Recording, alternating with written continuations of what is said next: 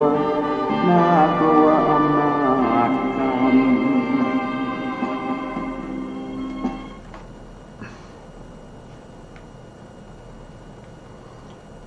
พุทธังสรณังคัจฉามิธัมมังสรณังคัจฉามิสังฆังสรณังคัจฉามิกราบนมัสการพระมหาเถระพระสังฆาธิการพระเถรานุเถระสวัสดีท่านผู้ฟังและผู้ชมทุกท่านกลับมาพบกับรายการพระไตรปิฎกลอยฟ้าครั้งนี้เป็นครั้งที่34ในเรื่องของปฏิกูลมนสิการปภะในสติปัฏฐานในสติปัฏฐานหรือบางทีก็เรียกว่าเป็นกายคตาสติโดยทั่วไปก็จะเรียกกายคตาสติหรือจะเรียกว่าปุถาสะ32อันมีธาตุดิน20มีตั้งแต่ผมขนเล็บฟันหนังเป็นต้นไปสิ้นสุดที่มันสมองนะครับแล้วก็ธาตุน้ำอีก12ก็มีน้ำดีน้ำเสลดน้ำเหลืองน้ำเลือดไปสิ้นสุดที่ปัสสาวะเป็นที่สุดทั้งหมดทั้งมวลนั้นพระพุทธองค์ให้พิจารณาให้เห็นสิ่งเหล่านั้นด้วยความเป็นปฏิกูลเป็นของที่ไม่สวยไม่งามเป็นของที่น่าขยะแขยงเป็นของที่ไม่พึงเข้าไปยึดถือว่าเป็นของเรายึดถือว่าเป็นของสวยของงามเป็นสภาพที่เต็มไปด้วยความน่าสะอิดสะเอียนแล้วเราก็นำเอาพระสูตรหลายพระสูตรนะครับที่เกี่ยวข้องนะครับมาศึกษากันตอนนี้กำลังศึกษาอยู่ในพระสูตรอยู่ในอังคุตรนิกายเป็นพระสูตรที่พระองค์ตัดยกย่องในเรื่องของสมถะในเรื่องของสมถะทั้งหลายแล้วก็วิปัสสนาทั้งหลายก็รวมอยู่ในพระสูตรนี้ก็มาจากอังคุตรนิกายนะครับเล่มที่33ในพระไตรปิฎกและอรรถกถาชุด91เล่มนะครับอยู่ในเล่มที่33ก็อยู่วันนี้เรากำลังศึกษาอยู่ในหน้าที่218ไปต่อจากครั้งที่แล้วเราก็ไปต่อจากครั้งที่แล้วนะครับเพื่อไม่ให้เสียเวลาครั้งที่แล้วเราก็ศึกษามาจนถึงเรื่องของการเจริญอุปัสสมานุสติคือทำทั้งหมดในที่พระพุทธองค์แสดงเนี่ยพระพุทธองค์ยกย่องว่าทำเหล่านี้ทั้งที่มีทั้งวิปัสสนาแล้วก็สมถะสมาธิปะปนกันอยู่นะครับพระพุทธองค์ไม่ได้รังเกียจในเรื่องของสมาธิให้ภิกษุทั้งหลายเจริญเรื่องของสมาธิ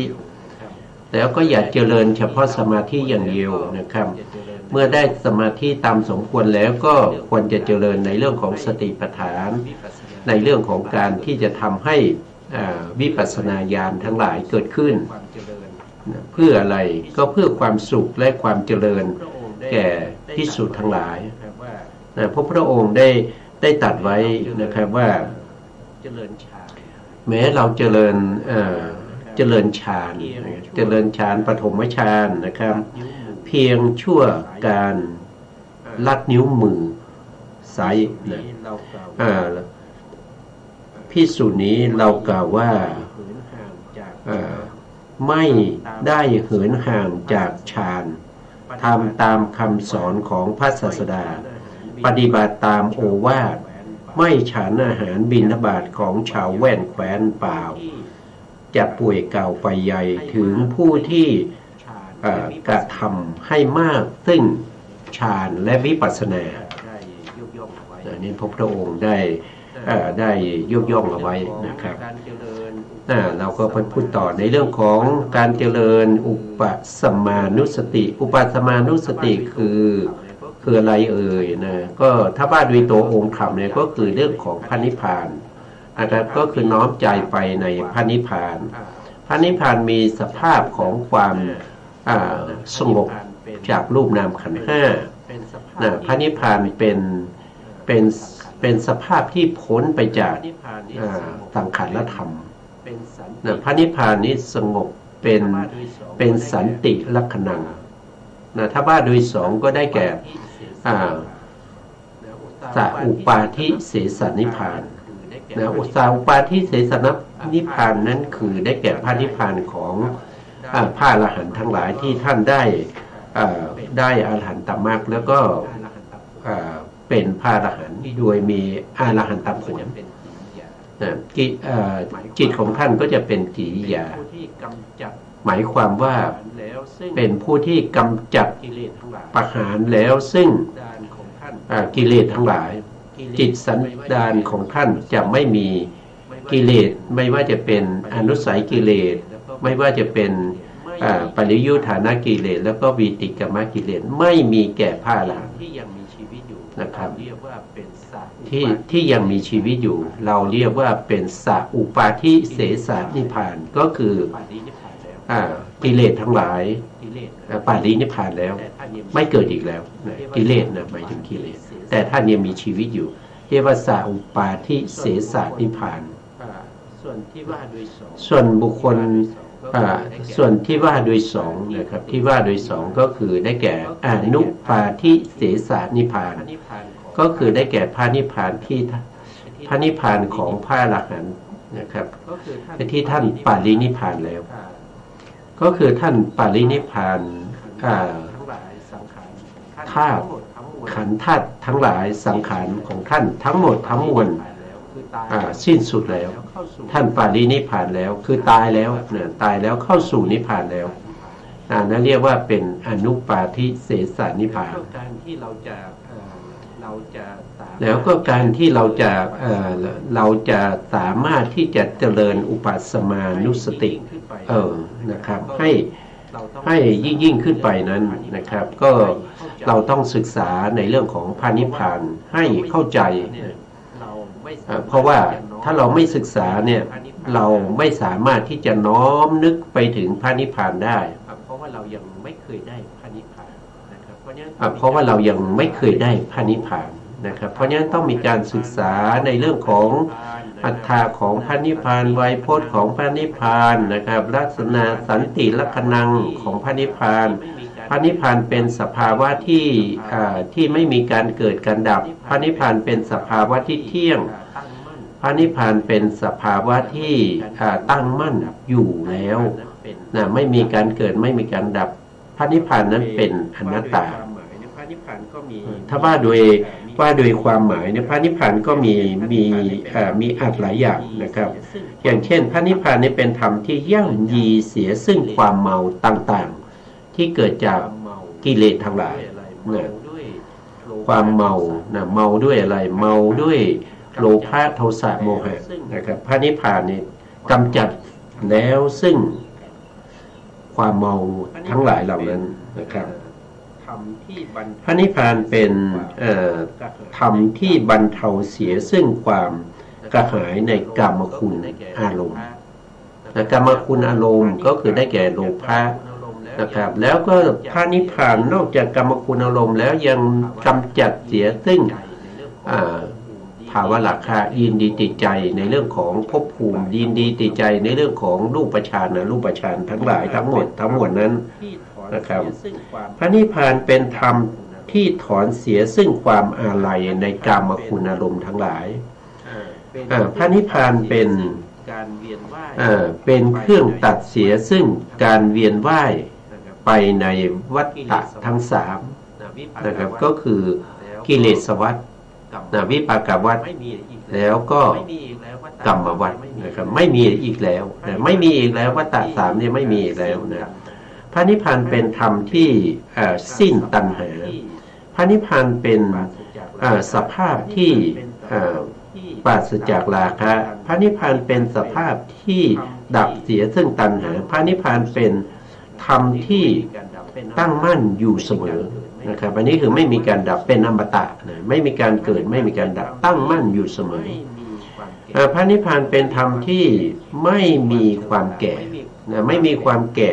ไม่มีความชราไม่มีความเป็นพยาธิเจ็บไข้ได้ป่วยไม่มีนะพระนิพพานเป็นธรรมที่ปราศจากปัญจธรรมคือได้แก่นิวรณ์ทั้งหลายนะครับก็จะมีพวกที่เป็นตัณหามานะทิฏฐิที่ทำให้วัฏฏะสงสารนั้นยืนยาวนะครับไม่รู้จะไปสิ้นสุดที่ไหนนะพระนิพพานกำจัดแล้วซึ่ง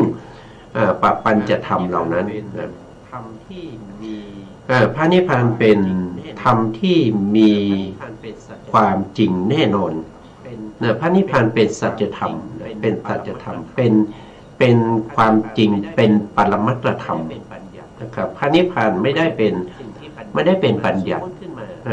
ไม่ได้เป็นสิ่งที่บัญญัติขึ้นมาสมมุติขึ้นมาไม่ใช่นะพระนิพพานเป็นปรมัตถ์มีจริงๆนะครับเที่ยงแท้แน่นอนเป็น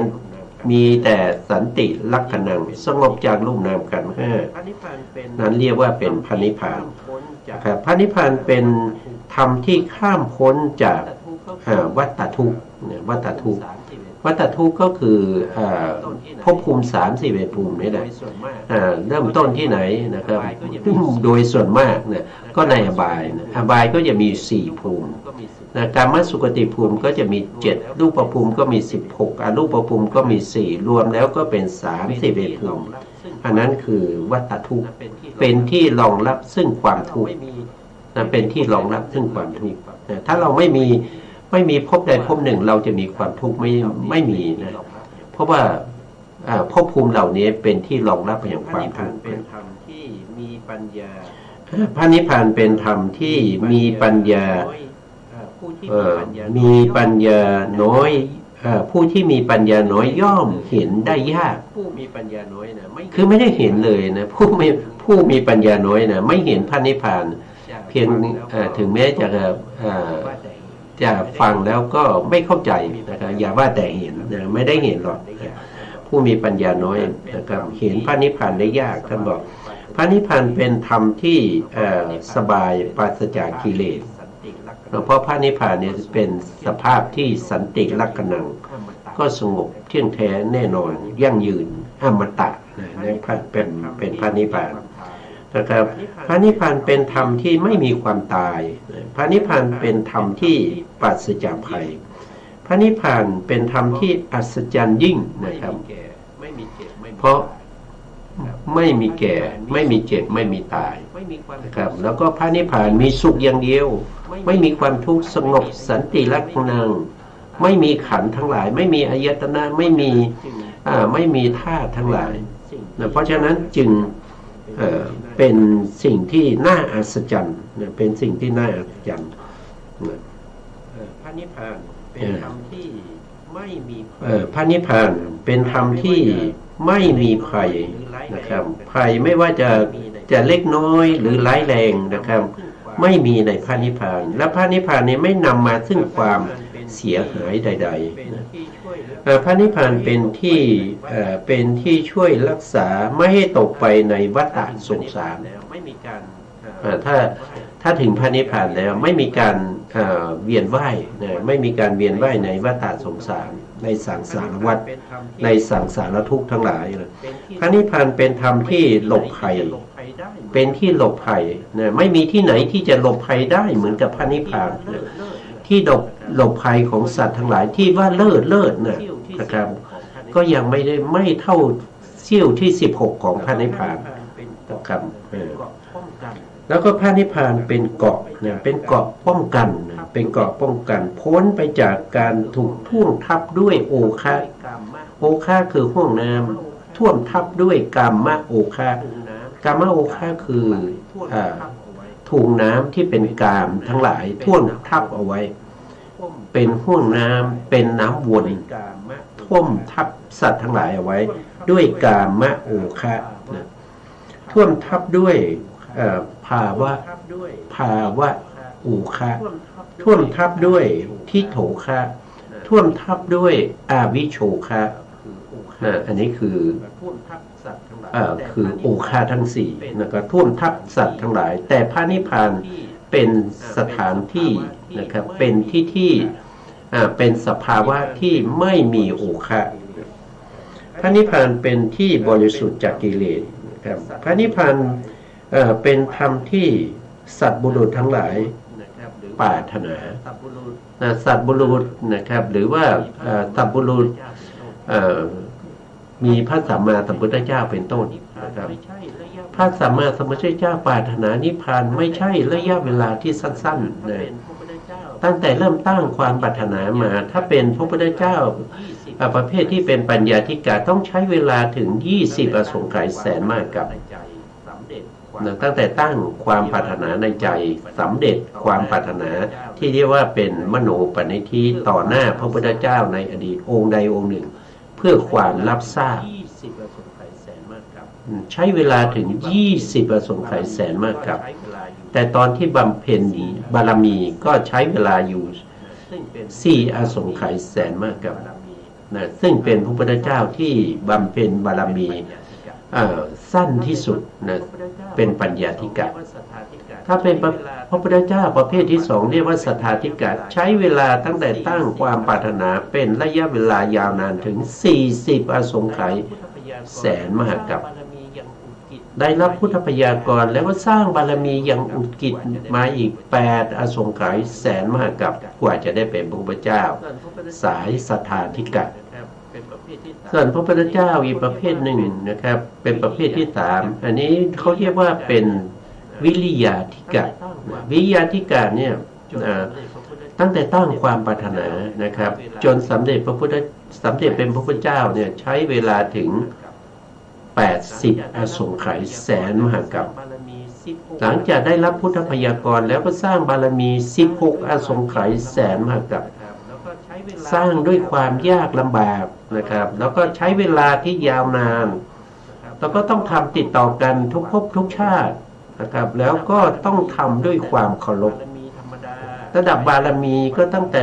บารมีธรรมดาไปเป็นอุปบารมีแล้วก็ปรมัตถบารมีเป็นระดับเป็นชั้นๆขึ้นไปนะครับนั่นก็เป็นเรื่องของจะได้พระนิพพานบุคคลที่ปรารถนาจะได้พระนิพพานนะครับโดยตำแหน่งเป็นพระอรหันตสัมมาสัมพุทธเจ้าเป็นผู้ที่ได้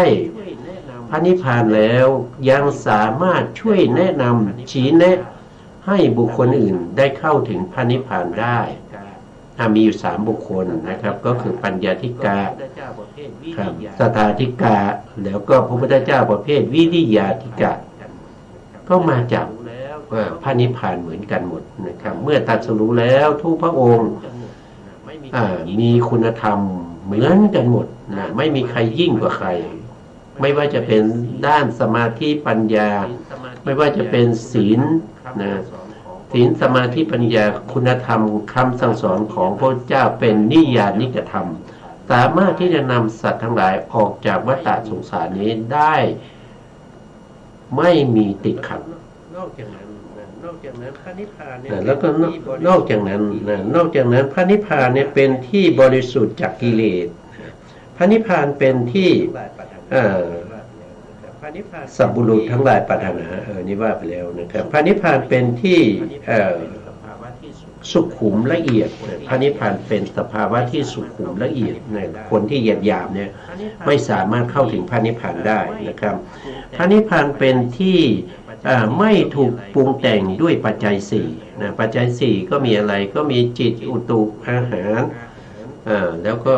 จิตอุตุอาหารแล้วก็มีอะไรอีกจิตอุตุอาหารทำไมเรื่องของถูกปรุงแต่งด้วยกรรมสังขารธรรมทั้งหลายนะครับสภาพที่เป็นสังขารธรรมที่เป็นตัวปรุงแต่งไม่มีในพระนิพพานนะครับธรรมที่ควรสรรเสริญนะพระนิพพานเป็นธรรมที่ควรสรรเสริญเป็นธรรมที่พิเศษควรได้รับการสรรเสริญนะครับพระนิพพานเป็นที่ประเสริฐยิ่งหาที่เปรียบมิได้ไม่มีอะไรที่จะเปรียบพระนิพพานด้วยความสุขด้วยความสงบไม่มีนะไม่มีอะไรจะมาเปรียบแล้วพระนิพพานเป็นธรรมที่สิ้นไปจากโลกทั้ง3 ไม่ว่าจะเป็นกามโลกรูปโลกอรูปโลกนะครับผู้ที่ถึงพระนิพพานก็จะไม่มาเวียนว่ายตายเกิดในโลกเหล่านี้ต่อไปอันนี้ก็เป็นเรื่องของการเจริญอุปสมานุสติสำหรับผู้ที่ยังไม่เข้าถึงโสดาบันยังไม่เคยเห็นพระนิพพานต้องศึกษาธรรมเหล่านี้ให้แจ่มชัดเจนนะครับให้เป็นอัธยาศัยท่องบนให้ขึ้นใจแล้วก็สามารถที่จะน้อมใจไปในสภาวะธรรมเหล่านี้นะครับเพื่อให้คุณธรรมนะครับเกิดขึ้นนั่นก็คืออุปสมานุสติอุปสมานุสติในเมื่อเราเจริญแล้วเนี่ยนะครับอันนี้จะไม่ถึงฌานได้แค่อุปจารสมาธินะอุปจารสมาธิก็มีคุณหลากหลายนะสามารถที่จะไปต่อวิปัสสนาได้สามารถที่จะได้มรรคไม่ได้ผลได้แล้วนะพระพุทธองค์จึงยุย่องนะครับยุย่องพระภิกษุที่เจริญในเรื่องของอุปสมานุสติว่านะครับแม้เพียงการแม้ชั่วการเพียงลัดนิ้วมือนะภิกษุนี้เรากล่าวว่าอยู่ไม่เหินห่างจากฌานฌานตรงนี้หมายถึงภิกษุนี้ได้อุปจารสมาธิแล้วเมื่อได้อุปจารสมาธิเป็นบาตในการเจริญวิปัสสนาก็ได้มรรคผลได้ผลได้มรรคได้ผลก็เป็นสมาธิเป็นฌานที่เป็นโลกุตระนะครับสามารถที่จะเข้าพระสมาบัติได้นะทำตามคำสอนของพระศาสดาปฏิบัติตามโอวาทไม่ฉันอาหารบิณฑบาตของชาวแว่นแคว้นเป่าจะป่วยกล่าวไปใหญ่ถึงผู้ที่กระทำอุปสมานุสติให้มากเล่าอันนี้เป็นพระพุทธองค์ได้ชมเชยไว้นะทุกข้อก็จะชมเชยแบบนี้นะทุกข้อก็จะมีข้อความอย่างนี้นะครับในข้อต่อไปนะครับการเจริญสัตทินสีอันสหรคตด้วยปฐมฌานการเจริญสัตทินสีคืออะไรสัตทินสีก็คือศรัทธาที่เข้าถึงอินทรีย์นะครับสหรคตด้วยปฐมฌานก็คือศรัทธาที่เกิดร่วมกับปฐมฌานศรัทธานั้นคืออะไรนะพระพุทธองค์ได้แสดงไว้ในเรื่องของศรัทธาเนี่ยเราจะรู้ได้ยังไงว่าเรามีศรัทธาท่านบอกว่าให้ไปดูในถ้าพูดถึงศรัทธาที่มั่นคงเข้าถึงอินทรีย์เข้าถึงพละเข้าถึงความเป็นใหญ่ในเรื่องของอินทรีย์เป็นผู้ปกครองสัมปยุตธรรมที่เกิดร่วมกับตนเองนั้นจะต้องไปดูในโสตาปฏิยังคธรรมโสตาปฏิยังคธรรมมีอยู่4อย่างหนึ่งก็คือสัพปุริสังเสวะอันนี้ก็คือหมายถึงว่าเป็นบุคคลที่คบหาผู้ที่เป็นสัตบุรุษเป็นกัลยาณมิตรเป็นผู้ที่มีความรู้ความเข้าใจทรงไว้ซึ่งพระสัทธรรมของพระพุทธเจ้าเป็นพระหูสูตรนะคบหาแล้วนะครับแล้วก็มีการเสวนาธรรมกับท่านนะสองก็คือสัทธรรมสวนะก็คือเมื่อคบหาแล้วก็ต้องฟังธรรมจากท่านนะครับฟังธรรมจากท่านเช่นพระอริยบุคคลนะครับเป็นตั้งแต่โสดาบันหรือว่าบุคคลที่มีความรู้ความเข้าใจทรงไว้ซึ่งพระสัทธรรมนะแต่ที่สูงที่สุดนั่นก็คือพระสัมมาสัมพุทธเจ้าต้องเงียบสูดฟังธรรมจากท่านนะอันนี้คือข้อที่สองข้อที่สามก็คือต้องมีโยนิโสมนสิการนะครับเมื่อฟังธรรมแล้วเก็บเอาข้อมูลทั้งหลายที่ได้ฟังทรงจำไว้นำไปพิจารณาไต่ตองให้ดีแล้วก็ทำไว้ในใจให้มั่นคงโดยแยบคายอันนี้เป็นโยนิโสมนสิการในข้อที่สามในเรื่องของผู้ที่มีศรัทธานะครับผู้ที่มีศรัทธาเข้าถึงอินทรีย์ต้องมีข้อนี้ด้วยนะข้อที่สี่ธรรมานุธรรมปฏิอันนี้ก็คือเป็นผู้ที่เมื่อได้ฟังแล้วนำมาพิจารณาไต่ตองให้เกิด ความแตกฉานแล้วก็นำไปประพฤติปฏิบัตินะครับให้สมควรแก่ธรรมนั้นสมควรแก่ธรรมนี้ไม่ได้สมควรแก่ธรรมของใครแต่สมควรแก่ธรรมที่เป็นโลกุตละธรรมนะตรงนี้ท่านพูดถึงสหรคตด้วยปฐมฌานเพราะฉะนั้นก็ต้องสมควรแก่ปฐมฌานหมายความว่ายังไงหมายความว่าเมื่อมีศรัทธามากเจริญสมาธินะครับก็สามารถได้ถึงปฐมฌานอันนี้คือสมควรแก่ธรรมไม่ใช่สมควรแก่ธรรมนะครับโดยการเดินนั่งนะครับโดยไม่ได้อะไรเลยอันนั้นไม่เรียกว่าเป็นสมควรแก่ธรรมนั้นจะได้แต่อะไรได้แต่อกุศลนะครับอันนั้นไม่สมควรแก่ธรรมแน่นอนเลยต่อไปข้อต่อไปท่านบอกว่าเจริญวิริยะนะวิริยะก็คือเข้าถึงอินทรีย์เราก็จะเรียกว่าเป็นวิริยินทรีย์นะครับก็เจริญวิริยินทรีย์นะครับก็คือวิริยะที่เข้าถึงอินทรีย์อินทรีย์นั้นนะครับเราก็เรียกว่าวิริยินทรีย์ทีนี้วิริยินทรีย์เราดูได้จากไหนว่าเราถึงวิริยินทรีย์ท่านบอกให้เราไปดูว่าตรงที่สัมมาประธานสี่นะสัมมาประธานสี่คุณสมบัติหรือคุณธรรมในสัมมาประธานสี่เรามีหรือเปล่าถ้ามีก็แสดงว่าเรามีวิริยินทรีย์นะสัมมาประธานสี่ก็คือหนึ่งก็คือมีความเพียรพยายามในการกำจัดอกุศลธรรมที่เกิดขึ้นในใจ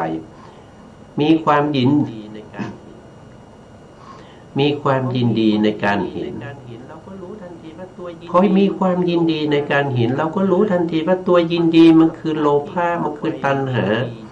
มันเป็นสภาพที่เข้าไปยินดียึดติดในสิ่งที่ได้เห็นสิ่งที่ได้ยินนะครับเมื่อมีอย่างนี้เมื่อเราเห็นแล้วมันสวยดีเอามาแล้วตัณหาเมื่อเราได้ยินแล้วไพเราะดีตัณหามาแล้วนะเมื่อเราดมกลิ่นแล้วก็โอ้หอมดีตัณหาก็มาแล้วนะตัณหาราคามาแล้วนะเมื่อเราได้ลิ้มรสอร่อยดีนะครับอันนี้ตัณหาก็มาแล้วเมื่อรู้อย่างนี้เรามีวิธีการที่จะสละเสียซึ่งตัณหาเหล่านั้นกำจัดเสียซึ่งตัณหาเหล่านั้นทันที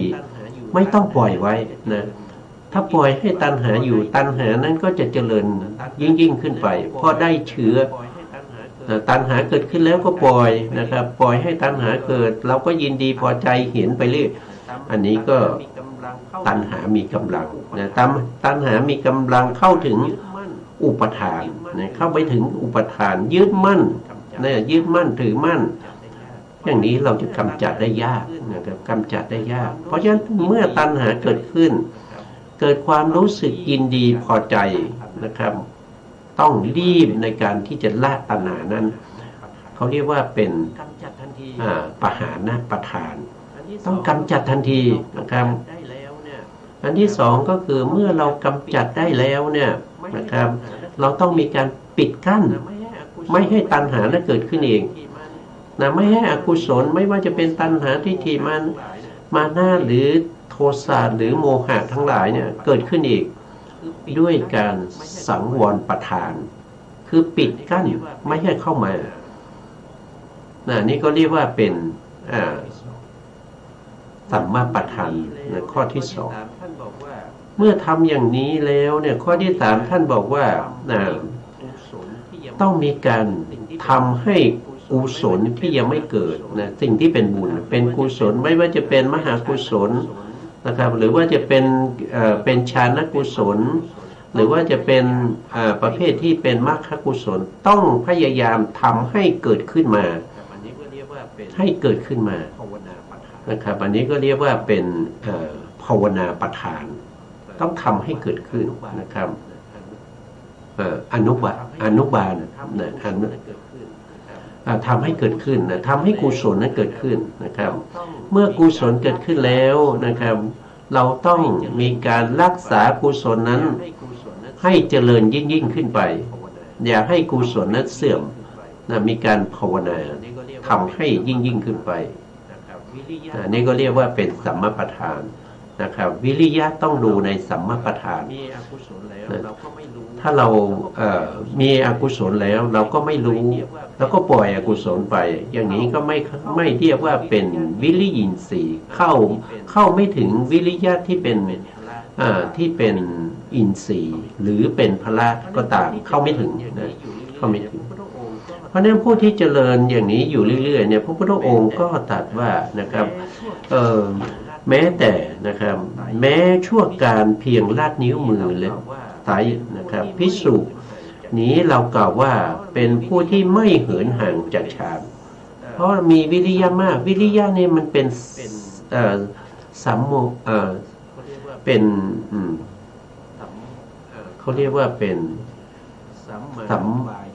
มอะไรโทษทีสัมมาวายามะสัมมาวายามะก็คือเข้าถึงความเป็นมรรคจำแล้วก็เขา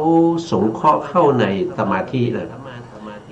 สัมมาวายามะสัมมาสติสัมมาสมาธิ3 องค์นี้เป็นสมาธินะเป็นสมาธินะครับนะเป็นสมาธิส่วนสัมมาทิฏฐิสัมมาสังกัปปะนั้นสงเคราะห์เข้าด้วยความเป็นปัญญาสัมมาวาจาสัมมากัมมันตะสัมมาอาชีวะนั้นสงเคราะห์เข้าด้วยเป็นศีลนะครับเพราะฉะนั้นศีลสมาธิปัญญาประชุมกันในมรรคจิตนะประชุมกันในจิตใดดวงหนึ่งจิตนั้นก็เป็นมรรคจิตสามารถที่จะกำจัดอนุสัยกิเลสที่แอบนอนอยู่ในขันธสันดานได้ให้สิ้นซากไปนะครับนี้พระพุทธองค์ก็ยกย่องนะครับว่าเป็นบุคคลที่ทำตามคำสอนของพระศาสดาปฏิบัติตามโอวาทไม่ฉันอาหารของชาวแว่นแคว้นเปล่าจะป่วยเก่าไปใหญ่ว่าผู้ได้กระทำซึ่งวิริยะอินทรีย์ให้มากเรานะครับอันนี้ทุกข้อเลยพระพุทธองค์ชมเชยนะครับต่อมาก็เจริญสติสีอันนี้ก็คือ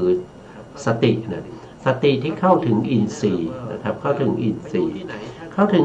เนี่ยแล้วก็ไปดูที่ไหนท่านก็บอกว่าให้ไปดูในสติปัฏฐาน4นะให้ไปดูในสติปัฏฐาน4ว่าเรามีไหมเรามี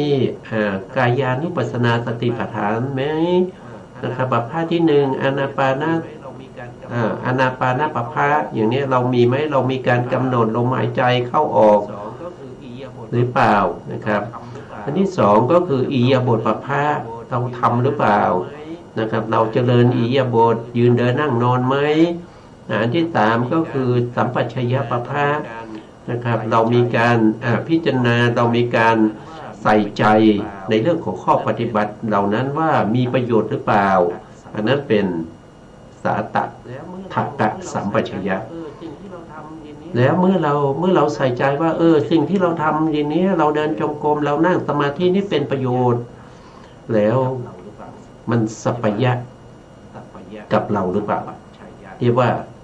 สัพพยะสัมปชัญญะก็คือสะดวกสบายทำแล้วมีความสุขทำแล้วไม่เศร้าส้อยทำแล้วไม่หดหู่นะครับอันนั้นคือสัพพยะสัมปชัญญะนะครับแล้วก็เรามีโคจรสัมปชัญญะไหมเราไปเข้าห้องน้ำนะครับเราไปบิณฑบาต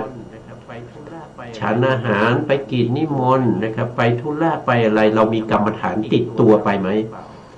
แล้วเรามีกรรมฐานติดตัวกลับมาหรือเปล่านะนี่เรียกว่าเป็นโคจรสัมปชัญญะ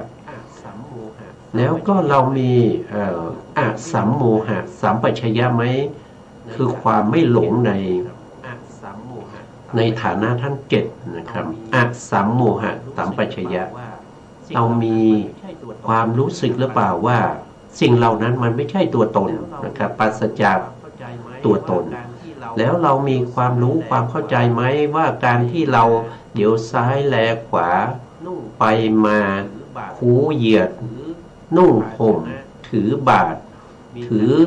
ภาชนะมีการกินการดื่มการเคี้ยวการลิ้มมีการถ่ายหนักถ่ายเบามีการเดินยืนนั่งนอน เราเรามีความรู้สึกว่าสิ่งเหล่านั้นมันไม่ใช่ตัวไม่ใช่ตนสิ่งเหล่านั้นมันเป็นแต่สภาวะของวายโยธานะอันเกิดจากจิตที่เรียกว่าจิตตชวายโยเรามีความรู้สึกหรือทำความรู้สึกให้เข้าถึงสภาวะธรรมเหล่านั้นหรือเปล่าเรามีการเห็นสิ่งเหล่านั้นว่าสิ่งเหล่านั้นมันเกิดขึ้นเพียงชั่วขณะนะครับแล้วมันก็ดับไปนะครับรูปก็เกิดขึ้นเพียง51อนุขณะเล็กๆหรือเท่ากับจิต17ดวงเท่านั้นเองจิตที่เกิดดับไปในวิถีจิตที่เป็นไปก็แค่3อนุขณะเล็กๆนะครับเพราะฉะนั้นสิ่งเหล่านี้มันเป็นชั่วขณะมันไม่ได้เป็นสิ่งที่เที่ยงแท้แน่นอนยั่งยืนเราได้พิจารณาหรือเปล่าว่าในวิถีจิตของเรานั้นตรงที่เป็นชวนะนั้นนะครับเป็นโลภะโทสะโมหะหรือเปล่าชวนะนั้นเป็นอาคันตุกะเป็นผู้ที่เป็นแขกที่จรเข้ามาในวิถีส่วนเจ้าบ้านนั่นก็คือได้แก่ภวังคจิตนะครับปัญจทวาราวชนจิตแล้วก็ทวิปัญจวิญญาณจิตแล้วก็ยังมีสัมปติชนติสันติลนาจิตวูทพนาจิตจิตเหล่านี้ไม่ได้เป็นโลภะโทสะโมหะไม่ได้มีความกำหนัดขัดเคืองหรือลุ่มหลงใดๆเพราะจิตเหล่านี้เป็นวิปากจิตเป็นวิปากจิตแล้วก็เป็นกิริยาจิตเป็นมโนธาตุกิริยามโนธาตุกิริยาและมโนวิญญาณกิริยาไม่ได้มีจิตดวงไหนเลยนะที่มีความกำหนัดด้วยโลภะไม่ได้มีจิตดวงไหนเลยที่มีความขัดเคืองด้วยโทสะไม่ได้มีจิตดวงไหนเลยที่มีความลุ่มหลงด้วยโมหะทำไมปล่อยให้แขกที่เข้ามานะครับในบ้านของเรานะครับมาชี้นิ้วสั่งการให้เราจะต้องลุ่มหลงให้เราจะต้องกำหนัดให้เราจะต้องขัดเคืองทำไมเป็นอย่างนั้นนะครับอันนี้ก็พิจารณาโดยความเป็นอาคันตุกะแล้วก็พิจารณาสิ่งเหล่านั้นว่ามันเป็นเพียงแต่เป็นขันธ์นะครับเป็นขันธ์เป็นอายตนะเป็นธาตุมันไม่ได้เป็นสัตว์เป็นบุคคลมันไม่ได้ใช่ตัวตนใดๆไม่ใช่ชีวะใดๆทั้งสิ้นนะครับพิจารณาถึงปฏิจจสมุปบาทว่าอวิชชาคือความไม่รู้ทั้งหลายนะครับเป็นเหตุเป็นปัจจัยให้เราต้องทำกรรมทั้งหลายทำไปโดยความไม่รู้ทำด้วยกุศลก็ตามก็ไม่รู้ทำด้วยอกุศลก็ไม่รู้นะอย่างนี้มันย่อมมีผลทำให้เราต้องเวียนว่ายตายเกิดเพราะเราไม่ได้พิจารณาถึงอาสัมโมหะสัมปชัญญะเพราะเราลุ่มหลง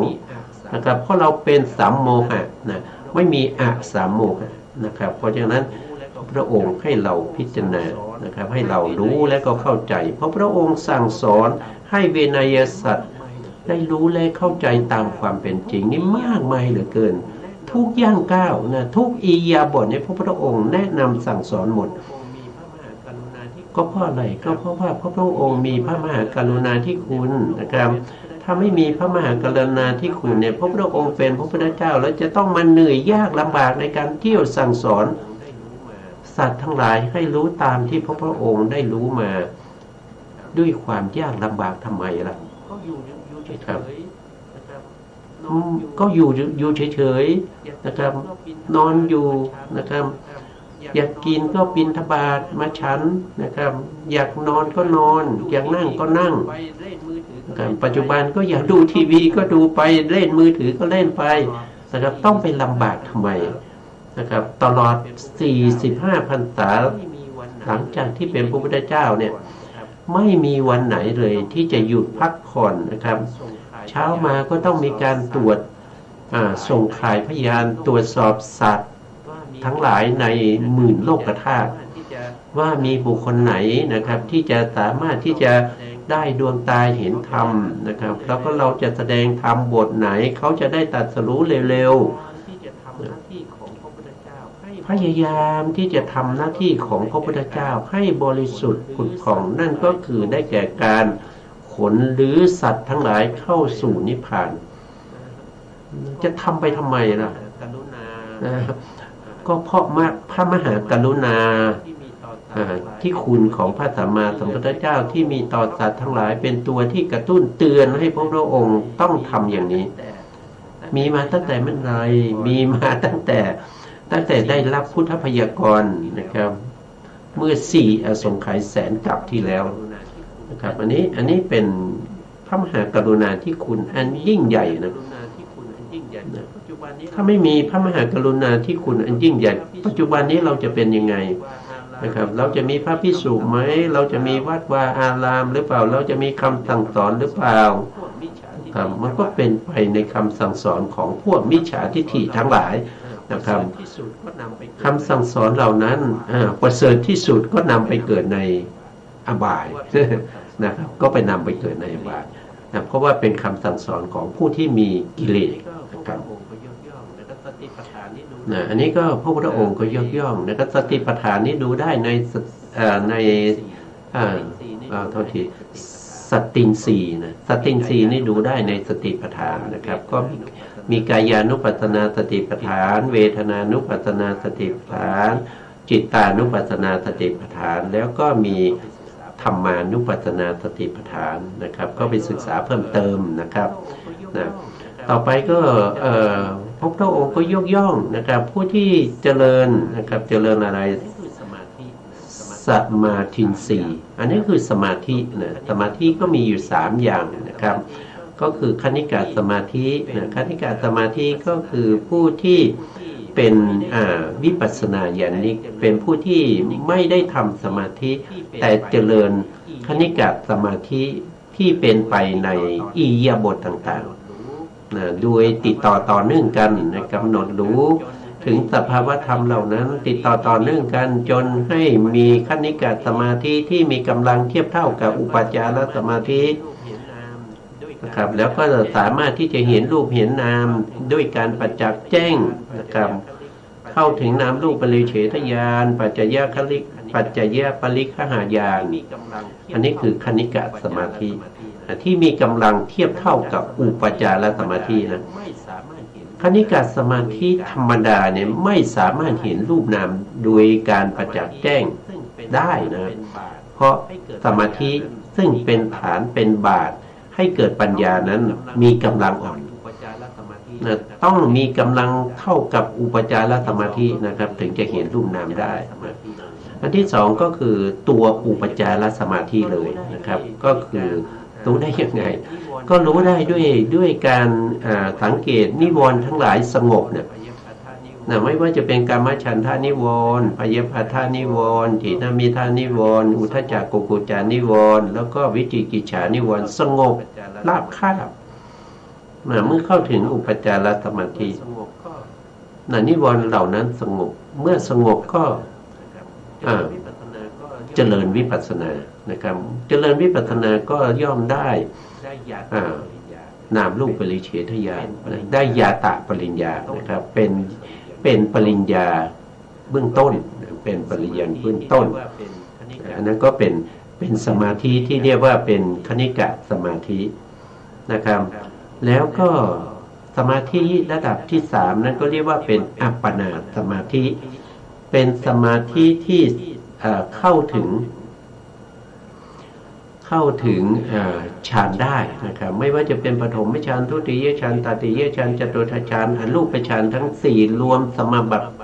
8นั้นก็เป็นอัปปนาสมาธินะครับตลอดไปจนถึงโสดาปัตติมรรคโสดาปัตติผลสกทาคามีมรรคสกทาคามีผลอนาคามีมรรคอนาคามีผลแล้วก็อรหันตมรรคอรหันตผล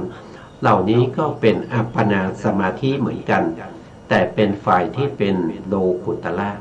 ครับเป็นโลกุตละส่วนพวกที่เป็นฌานนะเป็นสมาธิที่เป็นอัปปนาในฝ่ายโลกิยะนี่เป็นเรื่องของสมาธินะครับสมาธิพระองค์ก็ยกย่องนะครับถ้าไม่ยกย่องก็คงไม่มีในพระสูตรนี้นะไม่มีในตรงนี้นะครับตรงนี้พระพุทธองค์ยกย่องนะครับจึงได้แสดงไว้ว่าเจริญสมาธินะครับ พียงชั่วลัดนิ้วมือสายนะครับภิกษุนี้เรากล่าวว่าอยู่ไม่เหินห่างจากฌานทำตามคำสอนของพระศาสดาปฏิบัติตามโอวาทไม่ฉันอาหารของชาวแว่นแคว้นเปล่าจะป่วยกล่าวไปใหญ่ถึงผู้ที่กระทำสมาธิสมาธิสี่นี้ให้มากเล่าเนี่ยพระองค์ก็ยกย่องนะครับต่อมาก็คือเจริญปัญญินทรีย์เจริญปัญญินทรีย์ทีนี้ปัญญินทรีย์เนี่ยเราเจริญไปเรารู้ได้ยังไงนะครับว่าได้เป็นปัญญินทรีย์ท่านบอกว่าให้ดูนะให้ดูในอริยสัจสี่นะครับเราเห็นไหมว่านี้ทุกข์อะไรแล้วเป็นทุกข์ก็ชีวิตของเราที่เป็นอยู่เนี่ยมันเป็นทุกข์หรือเปล่า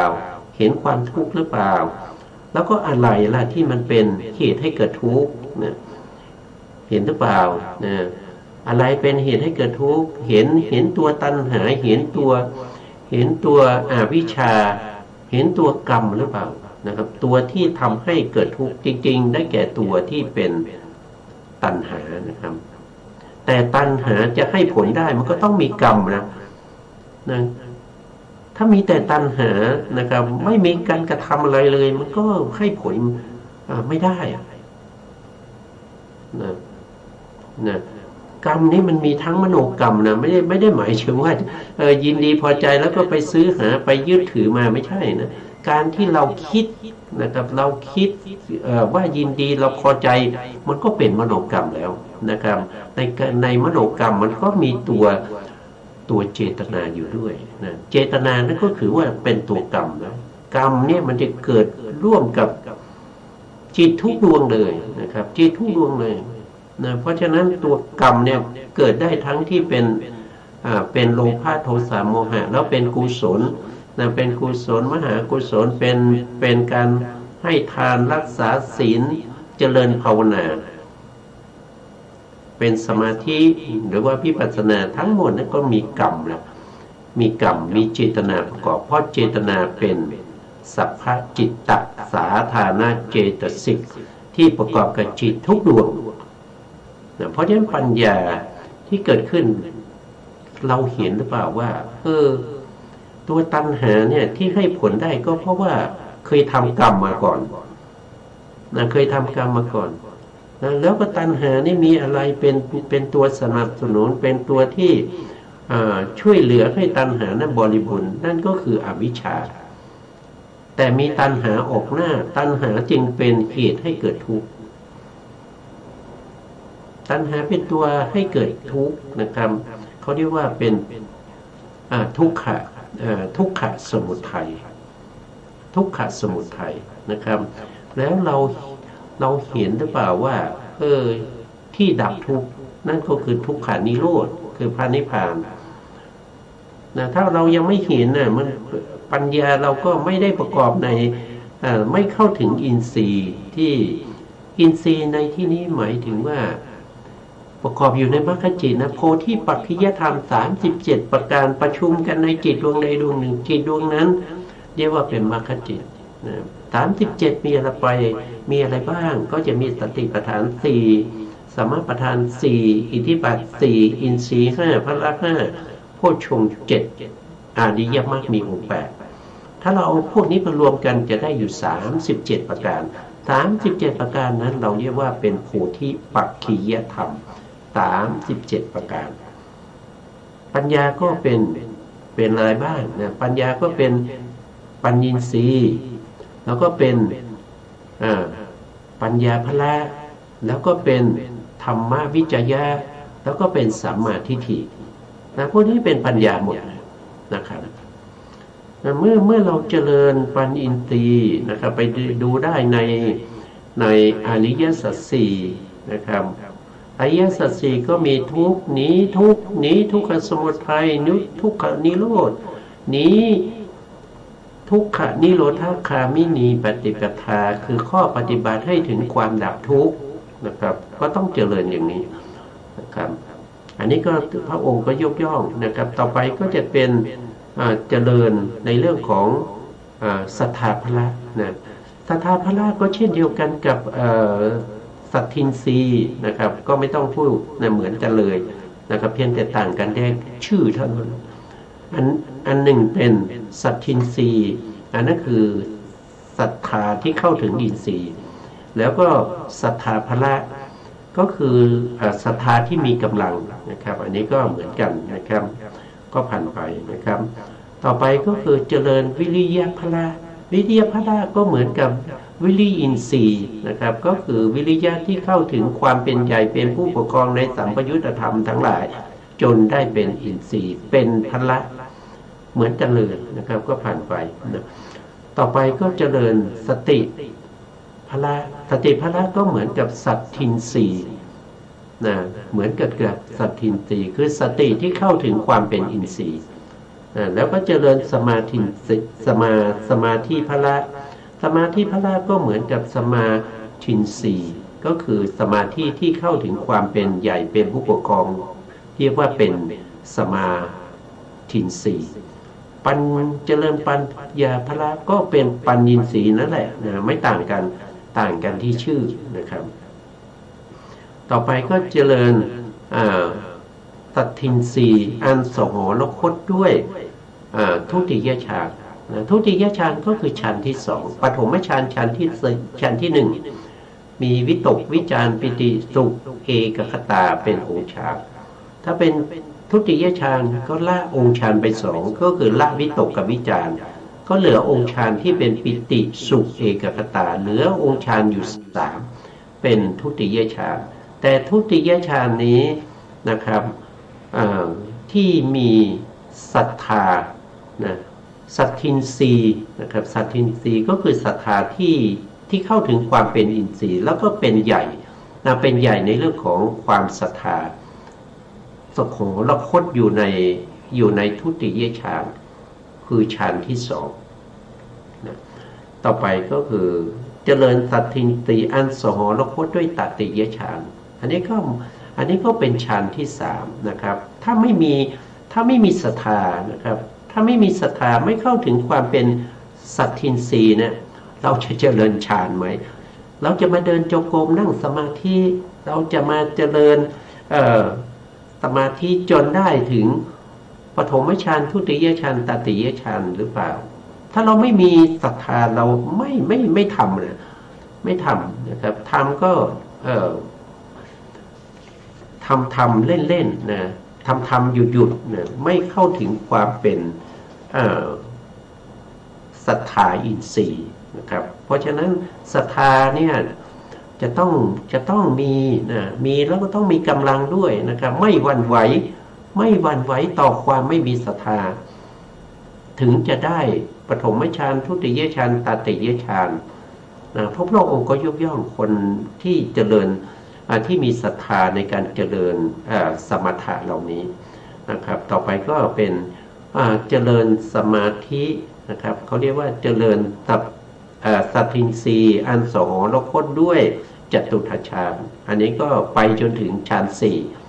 นะฌานสี่ก็มีองค์ฌานสองนะครับนั่นก็คืออุเบกขากับเอกคตานะครับเจริญสัตทินรีอันสหรคตด้วยสหรคตด้วยเมตตาอันนี้เมตตานี่เป็นพรหมวิหารนะครับเป็นพรหมวิหารนะครับเมตตานี่เป็นพรหมวิหารนะครับได้ฌานสามนะครับได้แค่ฌานสามส่วนฌานสี่ก็ต้องเป็นอุเบกขานะครับวันนี้เวลาเราหมดแล้วนะครับเพราะฉะนั้นก็เราจะขึ้นเวลาให้ทางสถานีนะครับแล้วก็เราจะกลับมาพบกันอีกครั้งหนึ่งในครั้งต่อไปนะครับวันนี้เวลาหมดแล้วนะครับสุดท้ายนี้ขอกราบขอบพระคุณพระครูสมุทรวิสุวัฒน์วรกิจโจผู้อำนวยการสถานีวิทยุเพื่อการศึกษาพระพุทธศาสนาและวัฒนธรรม FM 104.5 เมกะเฮิรตซ์วัดไผ่หินจังหวัดเชียงใหม่และขอกราบขอบพระคุณพระครูปริยัติยานุสารขอบคุณท่านผู้ฟังและผู้ชมทุกท่านนะครับที่ให้เกียรติติดตามในรายการพระไตรปิฎกลอยฟ้านะครับพบกันใหม่ในโอกาสต่อไปครับวันนี้ลาไปก่อนครับสวัสดีครับ